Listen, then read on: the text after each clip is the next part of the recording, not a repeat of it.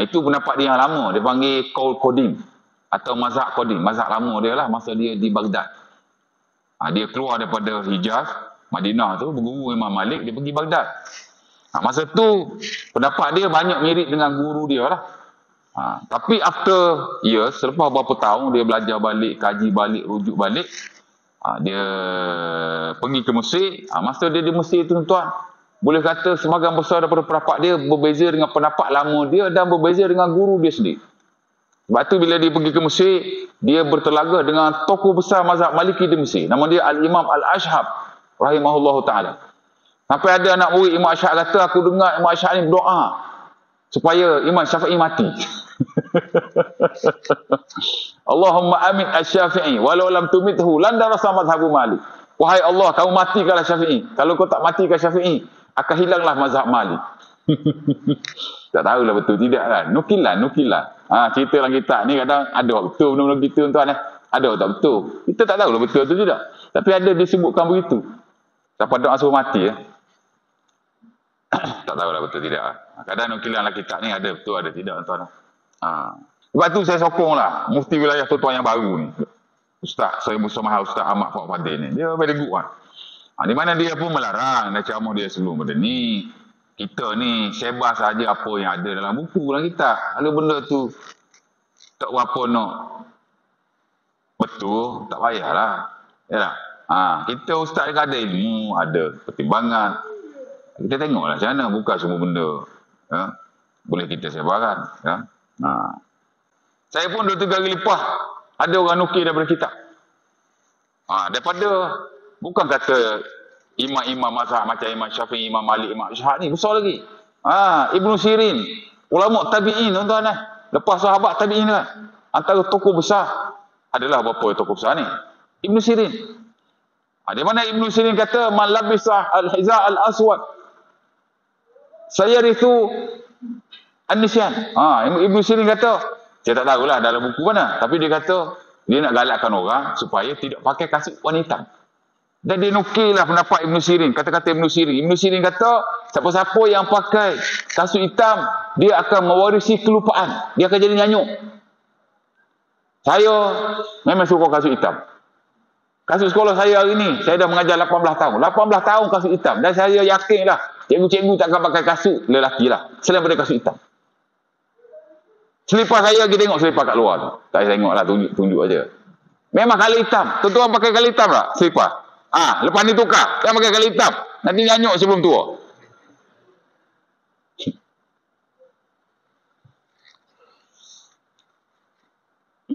Yang kedua dia kata, kasut yang bagus ni kasut kala kuning. Pasal Ibn Abbas kata, man labisal hiza al-asfar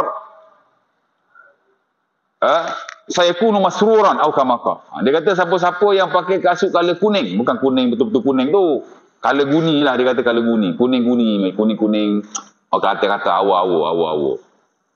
Kuning-kuning ringan, macam kuning hot jenis. Kuning-kuning kapek ni, dia kurang lah. Maka dia kata orang itu akan menjadi orang yang bahagia. Pakai kasut hitam nyanyuk. Pakai kasut kuning jadi orang yang berbahagia. Saya memang hitam lah, kasut hitam, selipar hitam. Tapi setakat hari ni tak nyanyuk lagi. Kuning saya tak pernah pakai. Tapi hari ni Alhamdulillah lah, saya bahagia, tidaklah sengsara dan seumpama. Ada yang kata begitu Ibn Abbas tu. Saya tak tahulah dia nukil daripada mana.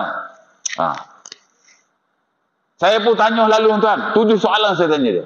7 soalan. Tapi saya tak tanya kod bahasa Melayu. Sebab kalau saya tanya bahasa Melayu, Hok cakap tu tak cakap apalah, dia diam aja. Follower ni akan kutuk saya, kecam saya, kata saya macam-macam. Jadi saya ni ambil perkataan baru. Bila saya ada kemuskilan daripada ustaz-ustaz kebiasaannya share ke apa, saya akan tanyalah bahasa Arab. Seorang pun tak kecam saya sebab dia pun tak faham. Memang saya tanya bahasa Arab. 7 soalan tuan. Antara saya tanya, pakai kasut ni hal huwa dinun yutadayan bihi au syari'atu tuttaba. Saya kata kasut ni color dia lah hitam ke biru ke merah ke kuning ke, adakah dia agama yang kita mesti beragama dengannya? Adakah ia syariat yang mesti diikuti? Warna kasut ni agama ke? Saya tak pernah dengar lah. Saya belajar daripada sekolah rendah, sekolah menengah, masuk universiti belajar agama, bukan belajar engineer ke arkitek. Saya belajar agama. Pergi master pula, PhD. Saya belum dengar lagi pakai kasut ni merujuk pada warna dah secara khususnya adalah satu agama. Bukan agama. Warna-warna kasut ni bukan agama, tuan. Dan dia bukan syariat. Lepas tu saya tanya lagi. Okey, kalau betul lah yang awak nukil daripada Ibn Abbas, daripada Ibn Sirin, saya nak tanya, adakah kata kedua-duanya ini ada nas syarak? Hal kalamu ma nasan syar'iyyan? Saya tanya dia. Kata nas syarak ke?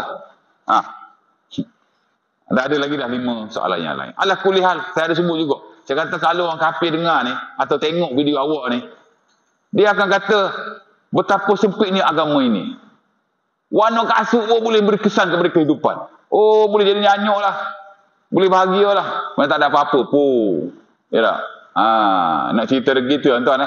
Jadi tak semua, ya lah, boleh jadi mereka sebut tu dengan sebab bi'ah, environment pada waktu tu boleh jadi. Dan boleh jadi juga ijtihad daripada mereka. Tapi bukanlah ada unsur-unsur atau ilmu agama. Warna tak ada apa-apa. Al-aslu fi tasya'il ibahah ma la yamku dalil ala tahrimi. Asal-asal satu itu harus. Melainkan jika ada dalil yang melarangnya. Pakaian yang tuan, fashion ke, warna ke, dia bebas. Dia bukan agama. Perimeter dalam pakaian ni tutup aurat je. Ya. Yang lain bebas. Ala kulli hal, dia membawa kepada boleh di khurafah, ya? Dan takhwif, menakut-nakutkan orang. Elok-elok member tu pakai kasut hitam lah, nyanyuk lah aku depan ni. Tak ada tuan, agama bukan macam tu lah. Sebab tu kita lah kan, sering memberi penekanan bahawa tak semua yang disebut yang ada dalam kalam-kalam, termasuk ulama bahkan golongan terawal seperti sahabat dan tabi'in, itu adalah perkara yang boleh dijadikan syariat. Kena tengok lah. Kalau dia kata tu mungkin semata-mata kata-kata dia tak ada agama. Pasal dia manusia bukan terima wahyu. Sahabat terima wahyu ke tak? Itu kalau sahabat lalu kita.